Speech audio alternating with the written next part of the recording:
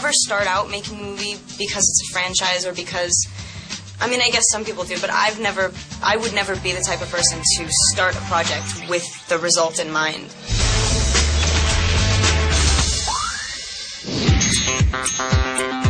Many actors want nothing more than the highest profile films. Kristen Stewart seems to be the exception to the rule until she signed on to the role of Bella. Kristen has said that she doesn't want the huge fame that has come with this role. But this was a very successful series of books. The movie was very sought after. Kristen Stewart says she didn't see this coming, this Twilight craze. She's crazy. She knew exactly what she was getting herself into. When you sign up for a role like Bella in Twilight and the series that follow it, you're signing up for this celebrity status. This is a role, obviously, that a lot of women are excited to see the film, but a lot of actresses wanted to play this role. How did you get the part in the first place? I was doing another movie and so focused on something else. I didn't want to consider other projects, and this was like forced on me. Like, no, Kristen, you have to. Okay? And once I read the script, I begged for the audition. Summit at the time was a little upstart, little production company. They weren't spending a ton of money on the movie. They weren't casting big names. Kristen loves being on those small sets where it's just a bunch of actors trying to make a movie. I think that's probably what she signed up for when she did Twilight. I didn't really know about the hype when I got the part at all. I really just felt compelled by the story and the character. I felt a responsibility to her, not to the fans. And then my knowledge of all of that grew as the movie went on. It took a lot of them sort of by surprise at how well it did, but there probably is that sort of notion at the back of your mind that this could be the thing that really springboards me into fame. She should have known that there would be some of that involved, but maybe the level that it's gotten to is so surpassed what she ever expected. It was sort of after the fact that you realized that, wow, this is a big deal. People were trying to put it in our heads, but I always thought it was really dumb to get excited about something that doesn't exist yet. So I still had like a big job ahead of me. I was very serious up there.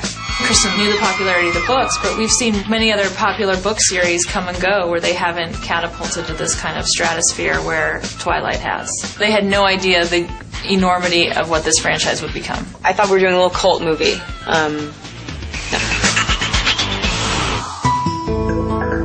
The first thing that I ever did, I was an extra in the Flintstones movie, and so I was like decked out Neanderthal, and I like threw something at I felt like I was like, this isn't this isn't good enough for me. Yeah, exactly. I want to be an actor. Yeah. It's like, I'm over it. I'm going back to school. More so than her Twilight co-stars, Kristen Stewart was an accomplished actress before signing on to play Bella. She was a child actress, and she was good. She was taken seriously from a young age. Her father is a stage manager, and her mother is a script supervisor, so she grew up around the business, but in a much different way than some of her contemporaries. How do you grow up here in Hollywood but not become Hollywood? Because you're like the least Hollywood person I've ever met. You seem to really have it all in perspective. So, being that your family is in the industry, what was that like growing up for you? I think that probably helped out, because if I wasn't like lucky enough to be at this point one of like the most privileged actors working, I would definitely be doing something on a set. I would totally want to make movies. I'd want to grow up and make my own movies.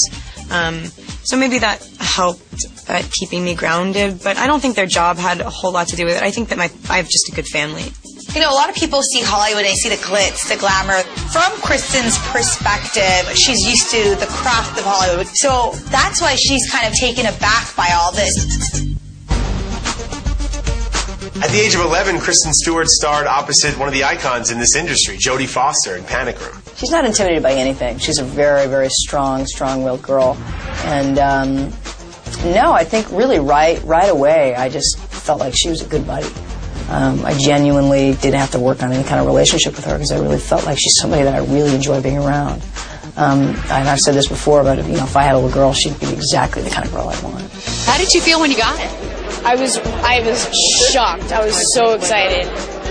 Yeah, it was really, really great. What was it like working with her? I mean, you certainly must have felt like, wow, I want to soak it all up like a sponge and learn as much as I can. Yeah, she was a really good learning experience because, well, first of all, she didn't really give me any advice, but just watching her is, because she's so natural, it was amazing. By 17, Kristen was cast in Into the Wild. It's directed by Sean Penn. How did you have the confidence and the trust in someone like Sean Penn to just, let you go out there and sing for the first time on screen?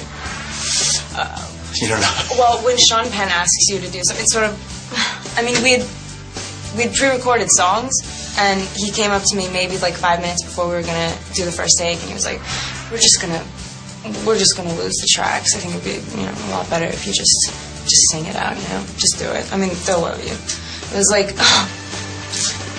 let's do it. Kristen made a name for herself in small, poignant roles, usually in indie films, and was very content being a working actress, but she was by no means a star. She had been in lots of movies before, and no one had really paid that much attention. And when she was turned into this massive superstar, it's clear that she was not prepared for it.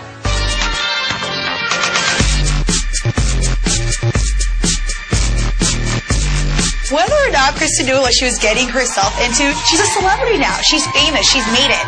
So she needs to learn how to get comfortable and make it work. After the commercial success of the first Twilight film, Kristen retreated to the world in which she feels most comfortable, that of independent filmmaking, and starred in Adventureland. Why are independent films so important, especially, here at Sundance? I don't know, I just feel like it's less interference. You get to do something that you feel like is yours. In this case, I mean, when I talk about Twilight, I definitely own it. It's something that I lived for so long. But it's so many different people. And in this case, it's it's Greg's first and foremost, but it's something that you can, own. And it's also, realistic, honest feedback, and people don't, feel like they have to like you. Even if Kristen Stewart's trying to make indie films, Twilight followers are everywhere. It's crazy. Usually, you come to Sundance and there's the audience inside and that's it. And I didn't know it was going to, follow into Parks. I didn't expect it. But I guess it's good. It sort of facilitates what we do here, so. Reprising that same role over and over again where you're trying to do new challenging roles, it could work against you in your career. It's all about the experience. So I'm not saying I wouldn't do a franchise again. I would be more thoughtful in how I approached it, and I would want to cover base. I would want to make sure I was entering the right thing, just because it can be such a powerful thing that's so much bigger than you. This has been a learning experience. Kristen Stewart's talent has won her the respect of Hollywood. I mean, you can only control what you can control. So if you just think about it that way, then you sort of can't be ashamed of what you do. But will she be able to navigate the demands of A-list stardom while staying true to her indie cred?